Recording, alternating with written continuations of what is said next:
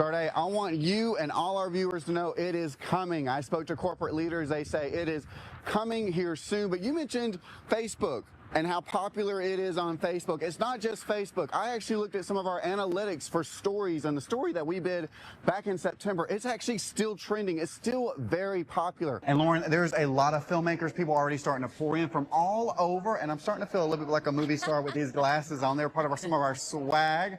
Probably something from Jurassic Park. I think I had like one of those massive arenas or something. You know, we're 90s kids. We had that kind of stuff. We were big into Jurassic Park. Sade, what about you? You know what's so crazy?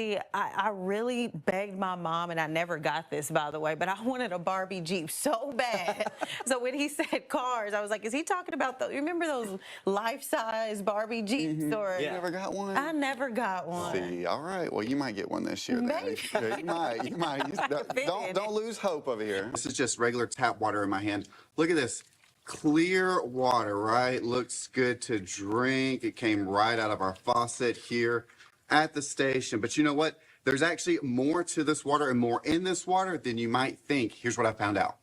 I've been very intrigued by this piece of art. Can you tell me a little about the influence, inspiration behind it, a little bit about that? So the inspiration is Jean Cocteau. He was an artist in Paris, was friends with Barbette. Barbette was active in the 1920s and 30s in Paris, was a drag performer. Now, we also wanted to hear from you. This is a poll from our Facebook page. 61% of you are saying no, you do not want this in our classroom, while 39% of you are saying yes, you'd like to see, you know, Bible studies or Bible-infused curriculum in classrooms here in Central Texas. We have I-35 right here behind me. You can see car after car after car, SUV, truck, car. So many people on the road right now. So many people are heading to their loved ones, their friends, their families, to grandma's house for Thanksgiving. So many are ready to get the Thanksgiving holiday started. And actually, AAA tells me right now today is the busiest day for that. But as we reported earlier, there was a major incident on I-35 that definitely caused some delays for travelers. Here's everything we know about that so far. They are diverting traffic. Let's zoom out a little bit more. You see, if you're heading south, you're going to be diverted off of the interstate. Now, this is not impacting northbound lanes. So if you're heading to Dallas, you're not going to be impacted by this. But if you're heading south, as if you're heading to Waco, Austin, or Temple, you expect a delay, expect to be diverted. I put into my GPS to see how long it would take me to get back to Waco, and it looks like it's an extra 20 minutes. People are already starting to roll in. There's already some locals from Waco that I got to talk to. Already some filmmakers are already in. Let's keep walking around the room. We got some swag stuff set up here. We got some really cool glasses. So if you tuned in earlier for the 5, you got to see some of that. You can see some of our great crew over here. We got Lauren Adams, and we got some of our creative services team all hanging out. We get a live shot of the room. We get some filmmakers. And actually, one of the filmmakers you're seeing behind me, I'm going to be speaking to him coming up tonight at 6. Now, some of our Waco neighbors received an unexpected package this week from an unexpected source. Let's find out what's inside. I'm senior neighborhood reporter Bobby Poitevint here in Waco. Now, for many of us, our pets are just like our family members. But can you imagine having to say goodbye to your furry friend? Well, that happened to one woman who wanted to share her story with us. Tiffany Keller says that she took her pup Millie to the animal hospital of Waco recently for treatment. They told me that it would be about $2,400 to make her better. And I told them I didn't have $2,400 right then and there. And the only option they gave me was to surrender her. And I was very devastated at the time. I was crying. I was very emotional. I had my daughter with me, and they had me sign a surrender paper. Tiffany went back 3 days later to try and get Millie back and pay for treatment, but it was too late. She was told Millie was already adopted out. Tiffany believes someone within the hospital wanted Millie from the very beginning. Tiffany recorded the interaction during that second visit. I didn't want to take her out of here and her pass away. And that's probably what would have happened, to be honest. And that's why I left her here. Yes, ma'am. But from my understanding, your options that you had were, you declined the services, but then option 2 was to euthanize her. And so we came in and gave a third option of you could surrender her. I reached out to SPCA of Texas, the most comprehensive and longest serving animal welfare agency in North Texas, to learn more about situations like this and how to avoid them. First, you can surrender your pet to anyone, but only an animal control agency or law enforcement agency can enforce a surrender. Second, there are resources to help you so you don't have to surrender your pet. They recommend starting with your local animal shelter or even reaching out to Dallas Pets Alive, which can help point Central Texas pet owners in the right direction. But at this point, Tiffany just wants Millie back. It does unfortunately end up having to be a civil issue where you might have to take them to court. I just hope this doesn't happen to anyone else, and I hope, justice is served, because I feel like I've been robbed. Animal Hospital of Waco declined to do an on-camera interview with me, but did send me this statement. The client declined treatment, instead requesting euthanasia, and signed a surrender form. One of our veterinarians chose to proceed with the parvovirus treatment for Millie, end quote. The hospital also tells us that Millie has found a loving new home. Now you can read their full statement and the surrender form that Tiffany gave me right now on our website. Reporting here in Waco, I'm Senior Neighborhood Reporter Bobby Poitevint. I'm Senior Neighborhood Reporter Bobby Poitevint, here with a fluffy-tailed reunion to a story that we first told you about 3 weeks ago. Little Millie Keller has been reunited with owner Tiffany Keller. Now these are photos of the two after the reunion.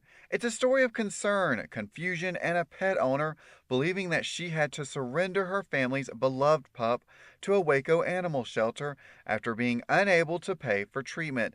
Now, Tiffany Keller tells me she received a phone call Sunday night from a woman who had Millie and that wanted to reunite the two back together.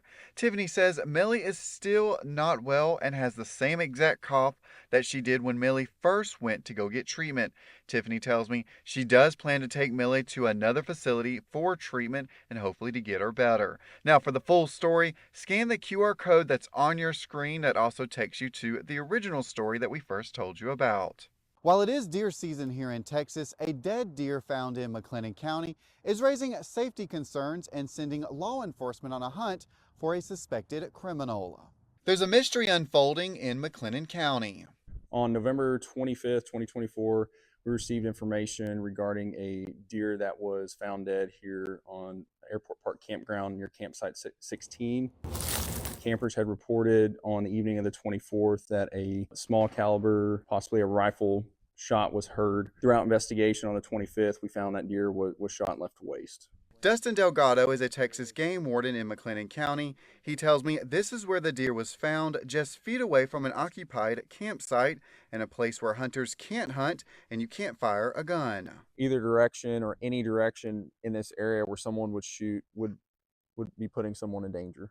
Kids are riding bikes and people are recreating here in this campground. Obviously that's the biggest safety issue here in this case. There are also potential charges in this case: hunt without landowner consent, a state jail felony, retrieval and waste of game, a Class A misdemeanor, and a third one, deadly conduct. Now a reward of up to $1,000 is up for grabs for information leading to a conviction. And get this, there was actually a similar case 2 years ago near Lake Waco Marina. And in both cases, officials and law enforcement are needing your help.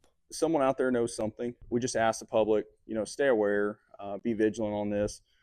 Ultimately, we don't want someone to get seriously hurt or killed, really over an incident that could be prevented. Now, if you have any information, you're urged to contact Operation Game Thief, and that number is on your screen. Reporting in McLennan County, I'm Senior Neighborhood Reporter Bobby Poitevint.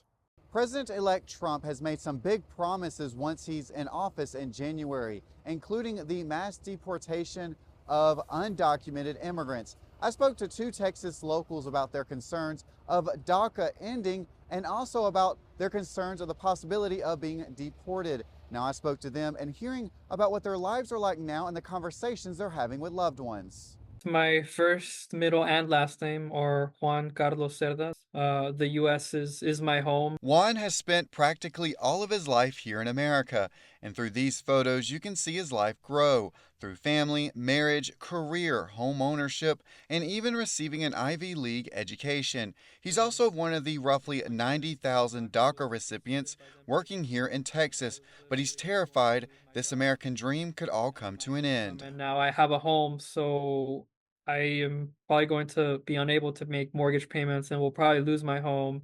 and my entire livelihood. So it's very upsetting. All of this has forced him and his wife to have some tough conversations if the unthinkable happens. A raid or deportation proceedings, knowing where family members, knowing our family members, knowing where we are, and just having a backup plan. But he's not alone. My name is Oscar Silva. I call myself an American in every way except on paper. I've grown up with the cartoons, learning the language. From high school sweethearts to bride and groom, to now talking about the potential of Oscar being deported, but through thick and thin, they'll be together. She's not very familiar with the Spanish language, and also she's a school teacher. And so one of the things we talk about is how it would be really hard for her to say bye to her students. The two are urging President-elect Trump to really think about how productive undocumented immigrants are to the U.S. economy and to our local neighborhoods. You know, we're very invested in our communities. We're very invested in this country. Only 530,000 of those that are eligible are protected under the program, and at DACA's height, there were 800,000 people enrolled. Now, Juan tells me he's really hoping that Congress steps in and helps protect DACA from ending. Reporting here in Waco, I'm senior neighborhood reporter Bobby Poitevint. First, city leaders in Lacey Lakeview held an executive session last night at the request of former police chief Jerron Barnett, who was terminated back on April 3rd. Our senior reporter Bobby Poitevint has more.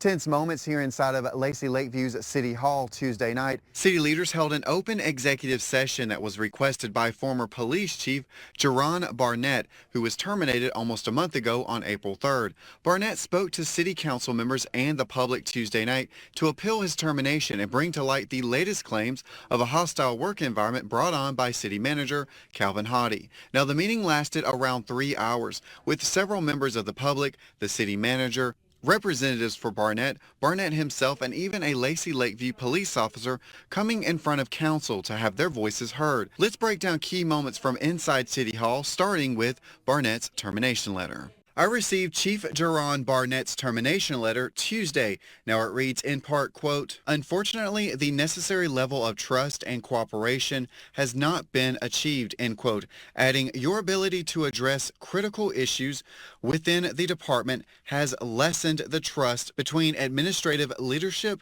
and the police department," end quote. This letter signed by Lacey Lakeview City Manager Calvin Hottie. Barnett believes there was more to his firing. That he was retaliating against me for exercising my lawful right to file a hostile work environment claim. Barnett's hostile work allegations go beyond disputes over Barnett requesting an employment contract for job security from the city manager. He also claims there was an alleged scheme to get him fired from the police department from within the city. All due to the jealousy and anger of Howe for not being selected to be chief of the police department.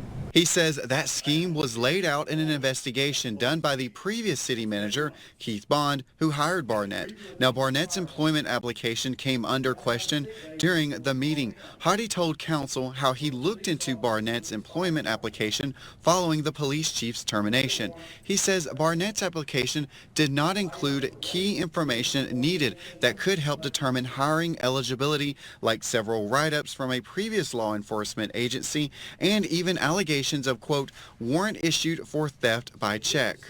That right there is grounds for termination. Barnett told me he did not know about these allegations and claims he's always done the right thing. They went back to find whatever they could find, and they basically threw it up on the wall to see what sticks. The question is, why you wait until after I'm terminated to go back and try to find something? I asked that same question to Hottie, who declined to do a camera interview, but told me off camera he wanted to, quote, do his due diligence. Mayor Pro Tem Charles Wilson took those newfound claims serious. I mean, we didn't know it when he was fired, but we know it now. In a 6-1 vote, council upheld Barnett's termination. I knew that they were going to vote negatively for me. I just want the people to know that my firing was not done in lieu of me being dishonest. Barnett tells me he's taking time to look at everything that's going on, but legal action is not off the table. Now he tells me he's already looking at other opportunities in law enforcement. You can take a look at his full termination letter and other details into his case right now on our website. Reporting on Lacey Lakeview, I'm Senior Neighborhood Reporter Bobby Poitevint.